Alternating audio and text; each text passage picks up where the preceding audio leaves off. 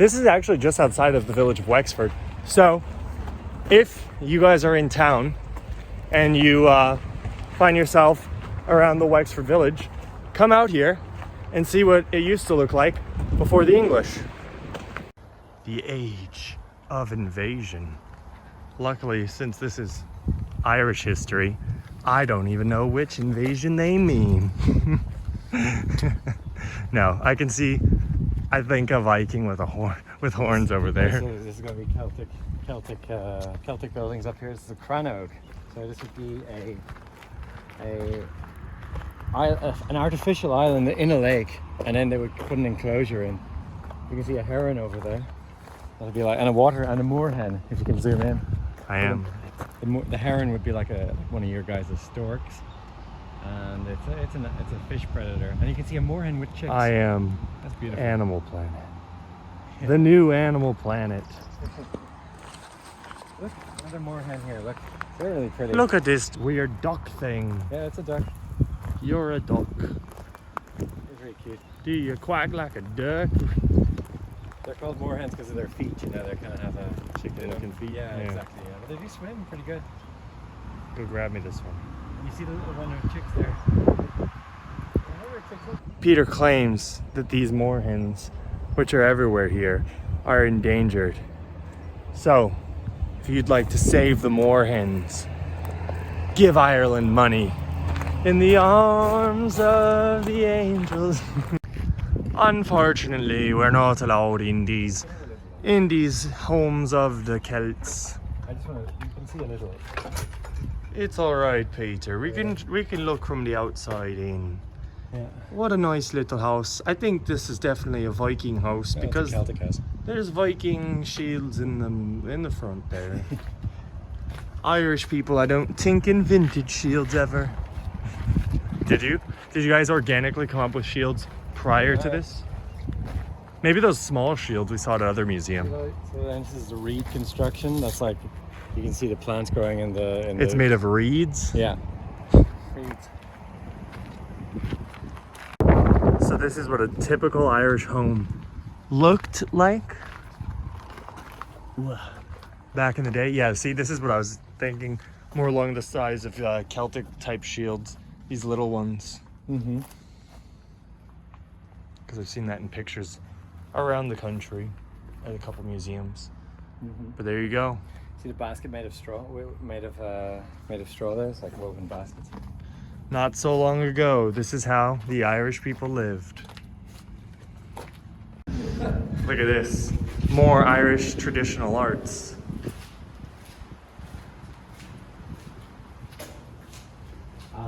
Viking has a thing. Yeah. All right, these ones, he says, are Viking houses. Makes sense. They look much more developed. They have a trough for, I don't know, water, feeding animals. Oh yeah, it definitely is a water collection. Look at that. These hyper intelligent beings came to Ireland and taught them how to collect water. Now Peter is gonna he's gonna show us his rendition of the Vikinger at the Battle of Hastings, who single-handedly held off the English army on this dock right here. Hurdy-gurdy. All right, now do the part where he was stabbed in the anus from under the bridge. Ow. So, obviously this is just one type of Viking longboat. They had many different kinds. This is obviously a recreation. It's got some holes in it, so definitely not seaworthy. I don't know if they actually maybe had it as seaworthy at one point. That'd be really cool if they had like a boat that they had out here and maybe like twice a day they just row it out and row around the harbor. I would do that. I think that would be a really awesome thing, but that'd be a lot of manpower and stuff because you have to actually physically row it. But it's really interesting to think that the people that came in, raided all over Western Europe, came in little tiny boats like this. Some obviously would be much larger, but you know, you rob, you murder, and you pillage a monastery, and everything you take back with you, you're gonna have to fit in here. Even your Irish slaves that you take off with you, like this one here, you would have to fit onto the boat with you. So you have very limited space depending on the type of ship you actually arrive in. A Viking glory hole. So Peter speculates this is a Viking glory hole. I think this is an Illuminati thing. So I'm gonna just, all right, there you go. I've officially joined the Illuminati. There you are. So here's, what is this? A workshop, you think? Maybe like for a blacksmith or something. I was gonna say I thought it was a like an animal sty because I saw the fence from the outside. But yeah, that does look like some sort of artisan thing where they'd be like doing blacksmithing or maybe even cooking. I don't know. Like it's working. Yeah. But yeah, There you go. Yeah. that's all I can really say about this. Literally nothing of value. Only that the wood that they're using to construct a lot of this is hazelwood, so it's quite robust. You can bend it when it's nice and when Warm. it's freshly cut, and you can kind of weave it into whatever shape you want. So there's a little playground for kids here, but it kind of looks just like an obstacle course for kids, which is interesting. So the Irish pitting their kids against one another. Okay. So we train. And then up here they have Norman stuff. This is when we start getting to the good parts. When we get to the medieval-ish eras. So one really cool aspect of this is a lot of ways that nobles would have hunted back in the days that they did for fun, other than like obviously with bows, is with falcons. They'd use them, send them out to catch rabbits, squirrels, other small game and stuff. And this place actually has a falconry center, which is really cool. So we're gonna go in there and see what kind of falcons the Irish nobles or others maybe would have used potentially to hunt small game. One really cool thing that I'm gonna just throw out there before heading in there is, I don't know if this is actively used, but I'm just gonna assume it is. Yeah, it says it is. So they actually just have a barn owl nest here. I don't know if it's used, but it says it is right here, I think. Yeah. You got barn owls in America? Yes, Yeah, nice. Oh, they're beautiful. We're gonna see some here. the Harry Potter owls. So here we have a peregrine falcon, which I definitely know was used for hunting. That's like a 100% sure thing. These are endangered. These are European. Harris hawk, I don't know about those.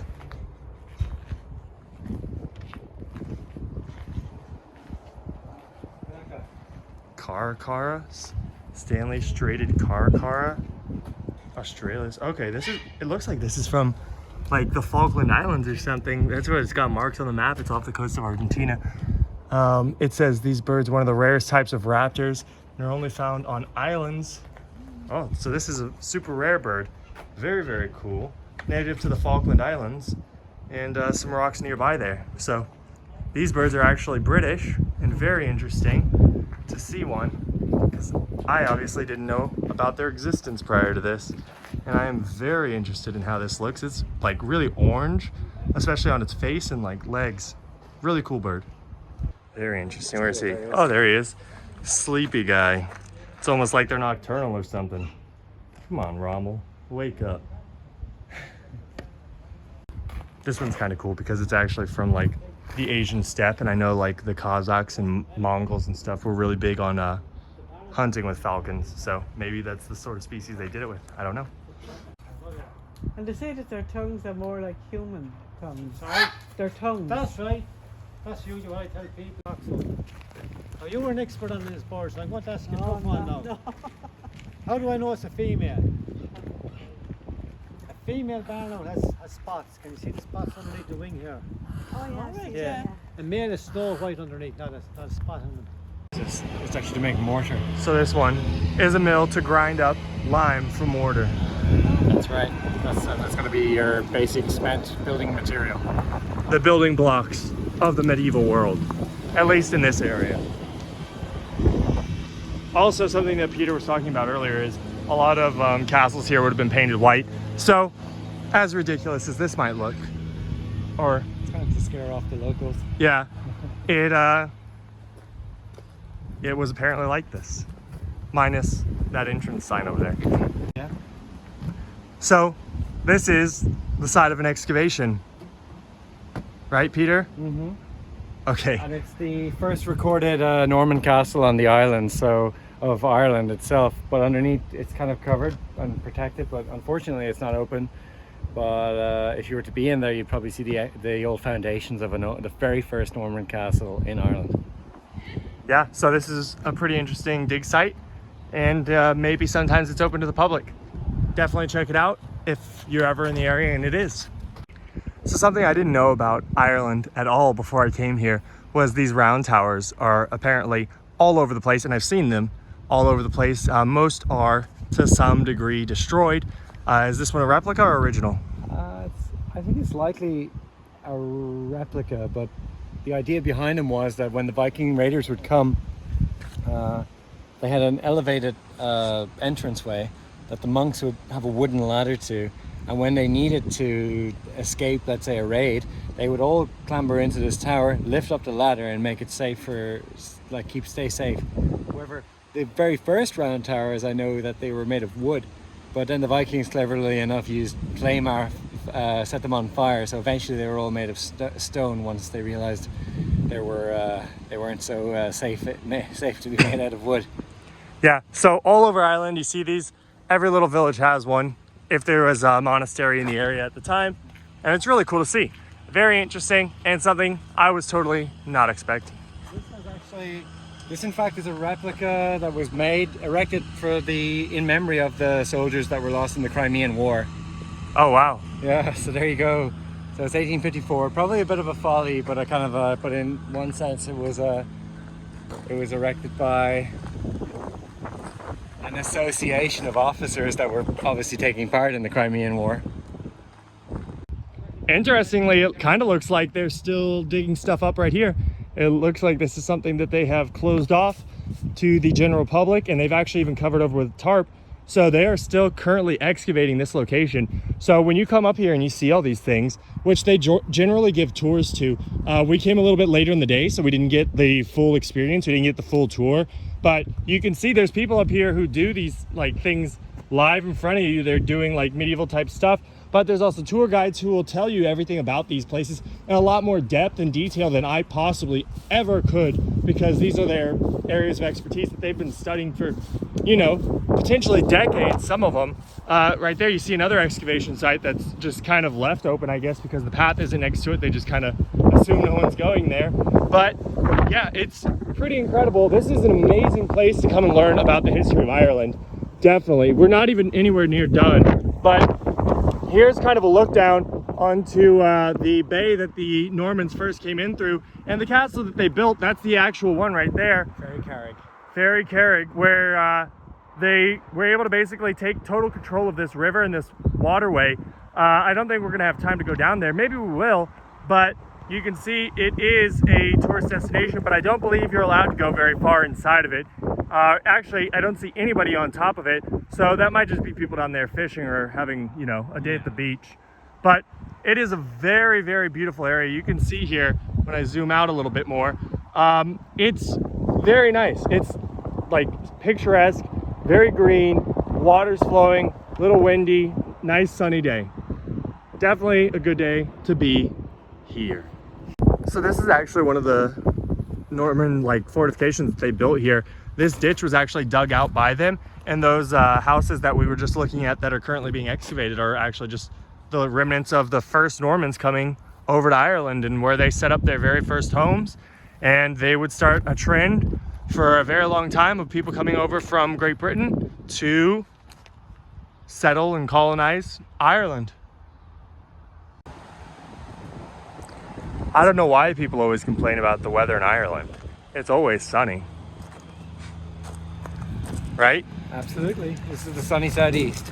That's how they stay so tan. Look at here, we got the Irish heron.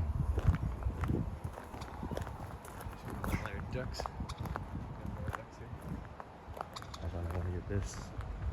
This one's more impressive. He might take over the slide. Yep.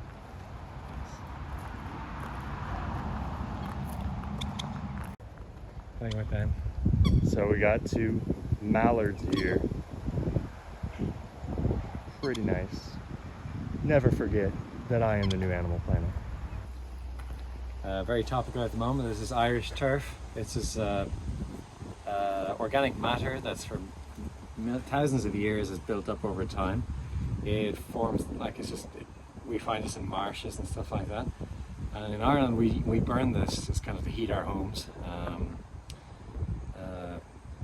So what turf is also used for is in the horticultural industry, and they make compost out of it for planting seeds. So that's it. So you heard it here first. The Irish, they live off dirt. Yeah. So this is prehistoric Ireland. The first people. The first people. Now, my question is, oh look, I think they were just doing a demonstration or something here because they're burning the dirt, Turf fire. which I heard is illegal. So, so what I was gonna say is, what I'm wondering about this is this early Celtic peoples that are building these, or is this the pre-Celt brown people that we learned about in another video where they used to come and they made these big mounds in Northern Ireland. Definitely go check out that video if you haven't seen it. What's the place called? Newgrange. Newgrange. So go check out the video in Newgrange if you want to see what I'm talking about. But basically there was a race of people who had very dark features similar to those of a modern African or Middle Eastern person. They're not 100% sure, but those people lived in Ireland a long time ago. There's no trace of their existence left in modern people's DNA. So there was some sort of mass extinction event of those people, whether that be through genocide or natural die-off, I don't know. But these might have been the supposed dwellings that they had lived in, which honestly, I'm looking at them, right? And these are not very different than the dwellings that more modern peoples in Ireland would end up living in as well, because they're making it out of these reeds from the swamps or bogs or whatever that are very prevalent all over Ireland. So it's kind of interesting to see how, because of the nature of the place, dwellings or houses ended up kind of looking fairly similar, even over enormous spanses of time. Once again, I'm just going to show you, Ireland has some pretty beautiful little forest areas. I don't know if they made this look like this specifically for the exhibit, or if this is just kind of how it was when they found it. But this is a beautiful little path that you can come down. You can see the reeds that they would have used right here. Looks like they had some sort of canoe or something in here that they just kind of let sink. That's unfortunate. And maybe they should pull that out. I don't know.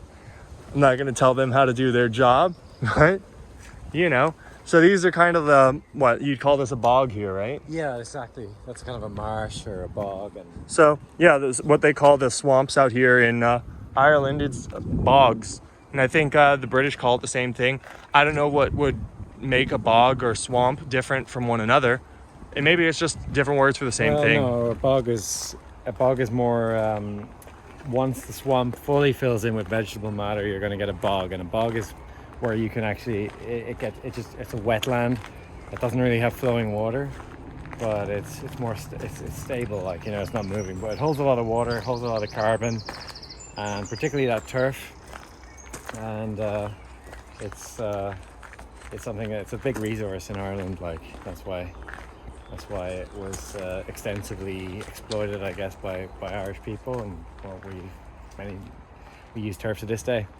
So moving forward from the hunter-gatherers that we were just looking at, these are the housings and dwellings of the first farmers of Ireland.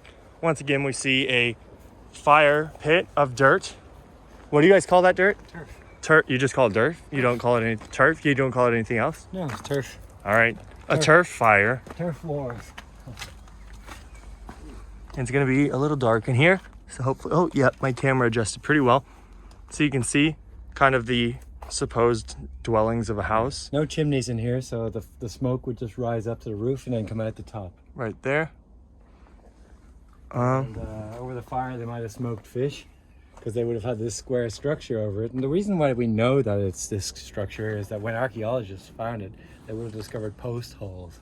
So with the post holes, they could decide, okay, well, this is the architecture of likely what the building looked like. So it's not just kind of supposing; it's based off real archaeology.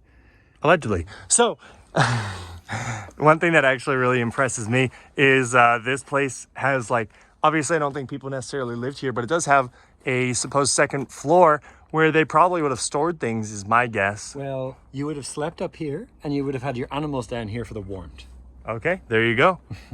Animals and Irish sleeping as one.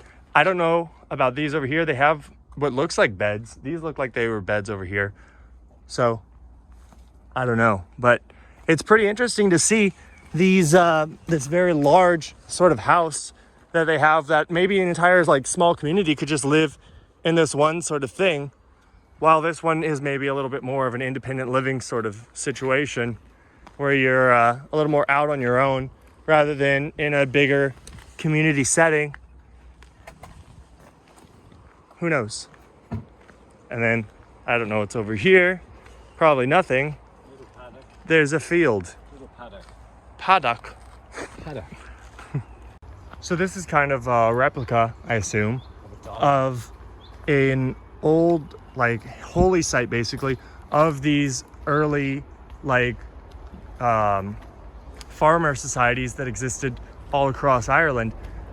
They would use them as burial sites, but it said on the plaque that I just read that it is kind of a place of, like, worship too. This is where their early religion sort of stuff would have revolved around places very similar to these.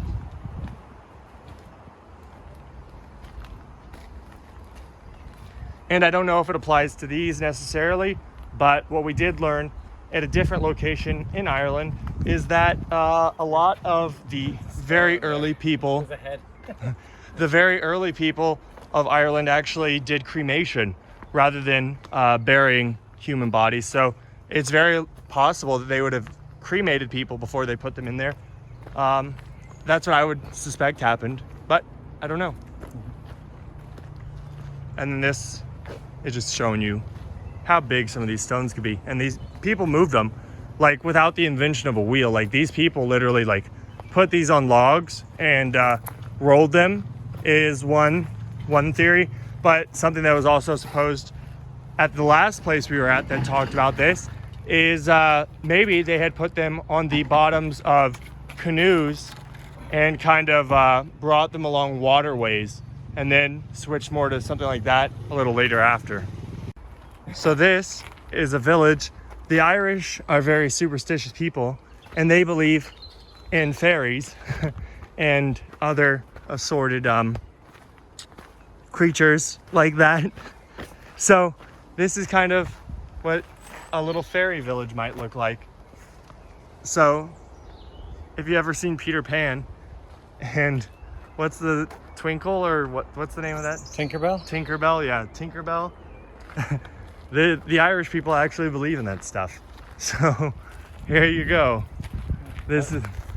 Well, it's real. Look, you're seeing it right here. What the fuck? What are you saying? Actually believe you're filming it right here, right in front of us. There's fairies living clearly in front of us. Exactly.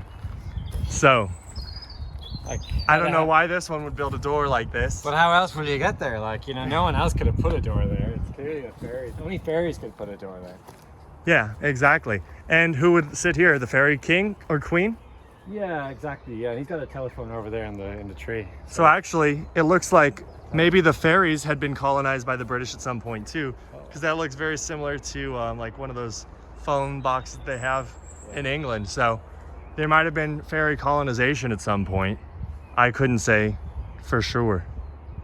Also, they believe if you plow through where these fairies used to live, you will die.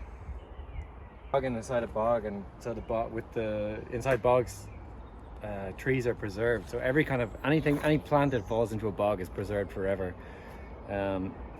Irish traditionally used to put butter into the bog, and it's known as bog butter. And so even to this day, when archaeologists are digging up bogs, they find like a big round ball of butter, and it's been forgotten about. But it's like crystallized and gone hard. So anything that goes into a bog gets. Do they eat it? You could eat it, I guess. Yeah. But Do like, they? Has anybody the been? archaeologists? No, but in general, like butter can stay preserved in a bog for a long time. Eat some bog butter when you come to Ireland, guys. Yeah, that might be nice. But anyway, look, that's your bog oak, and as you can see, it's preserved. It's almost like mummified the tree. It doesn't dissolve it at all, like, you know. So it keeps it. It preserves it completely, prevents any funguses, or it's like pickling wood. Yeah, and this particular one, it says is 6,000 years old. I don't see that in the rings, but No. no, but it is pretty interesting, and they leave it out here for you to touch. So it's kind of nice being able to interact with history like in that way. Obviously, they're planting in trees here. He just discovered an Irish grave. Yeah, it's this is a passage grave where this guy was obviously buried here. You said a traveler grave? No, it's a passage grave. But you can find bits of bones sometimes in these things here, and that's the idea, really. Those, again, Bronze Age graves. Stone circles that are very similar. Obviously, this one's smaller than the Stonehenge one. This one is not a real one, I'd assume, but they are something that happened all over the British Isles, and not just the British Isles. I think that these happened in Celtic areas in France, all the way to the Anatolia, right? Exactly, yeah. All the way from Anatolia to Western Portugal, you know, the Celts colonized. Yeah, so the Celtic colonizers came and displaced the innocent peoples of these lands, and you know, destroyed their cultures and put these rocks up. So despite huge amounts of illiteracy throughout all of its history, Ireland actually had a native writing form that was invented over 1,700 years ago, unique specifically to the islands, called Ogham, which looks like Ogham to me as an American. But yeah, it's something kind of like this.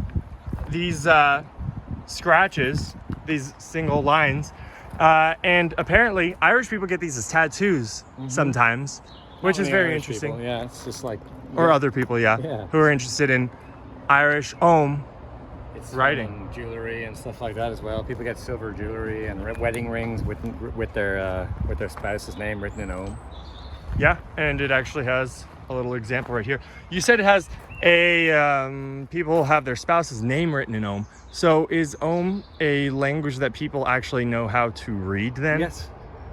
It's fully deciphered, yeah.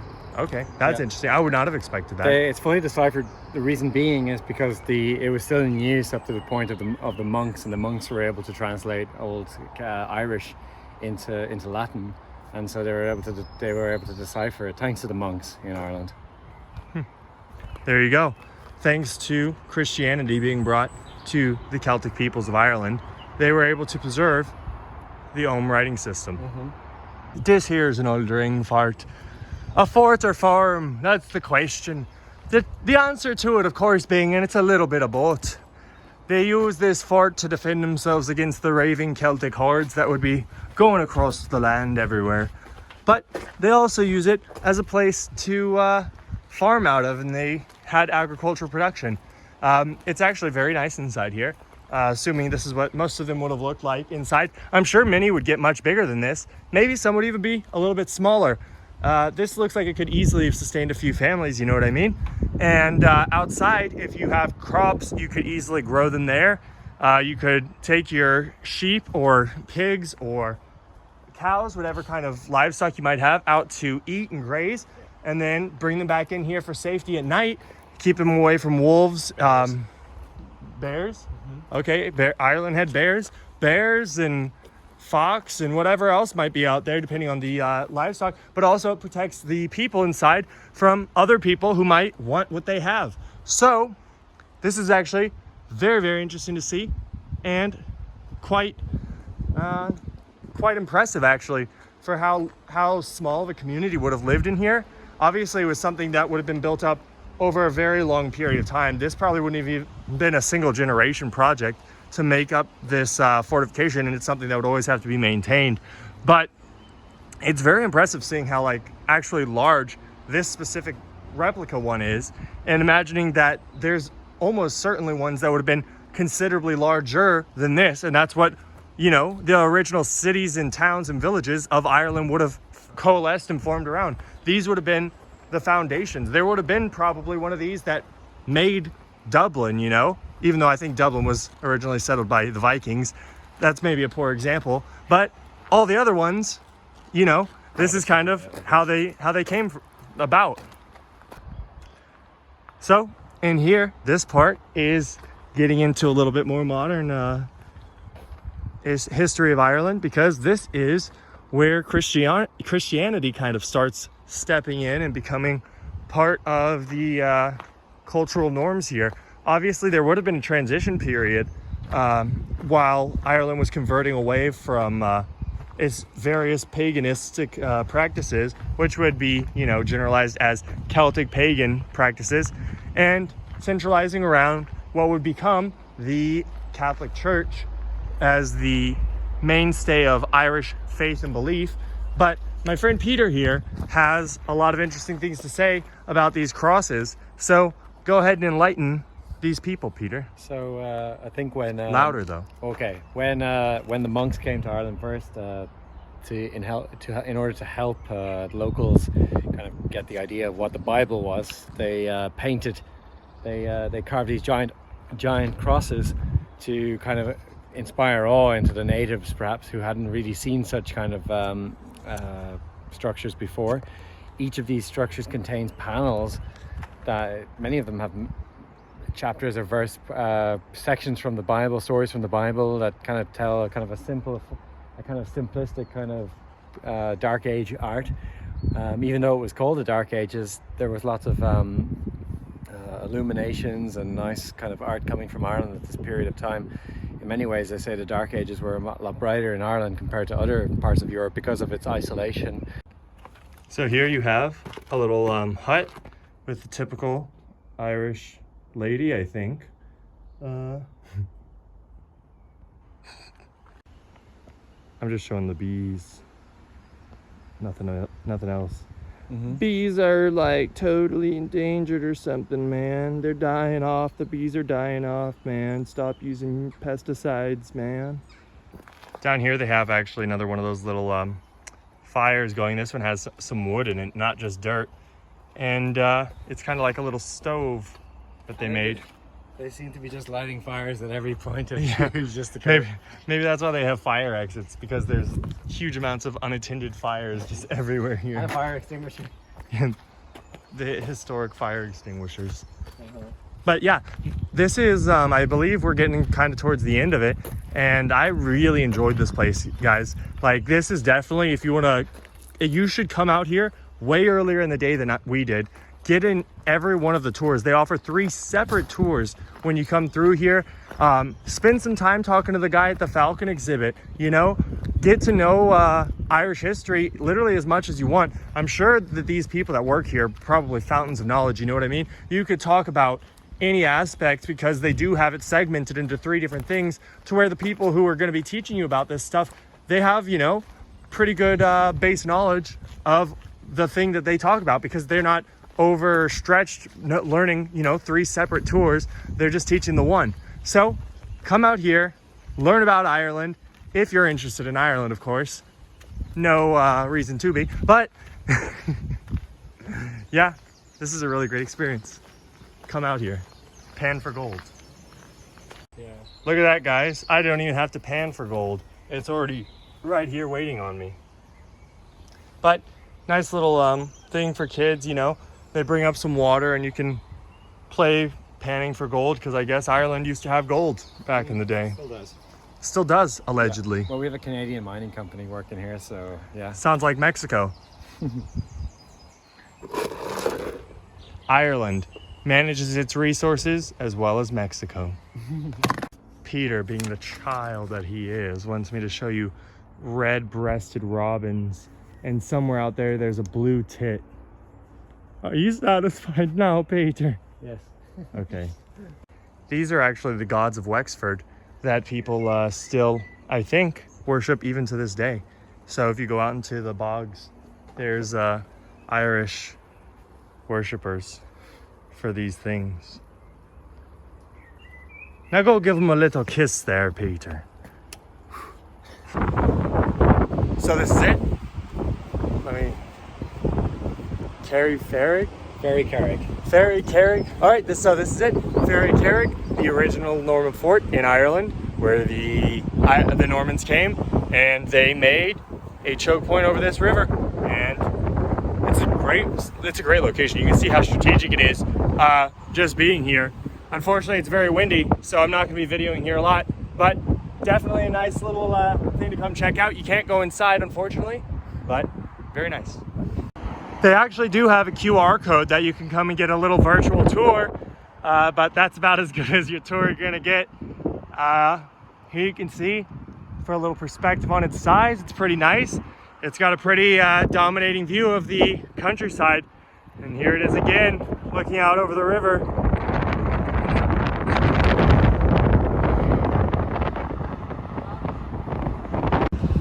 In the virtual tour here, you can see you can actually get a 3D little tour where you can, you know, pick where you're going to step forward to and take a look inside. It doesn't come across too well, but when you scan it, it does. So come check it out. All right, I hope you guys liked this video. If you did, don't forget to like, comment, and subscribe down in the comment section below. This is my friend Peter. You can find him where? Mostly in Dublin, sometimes in Wexford.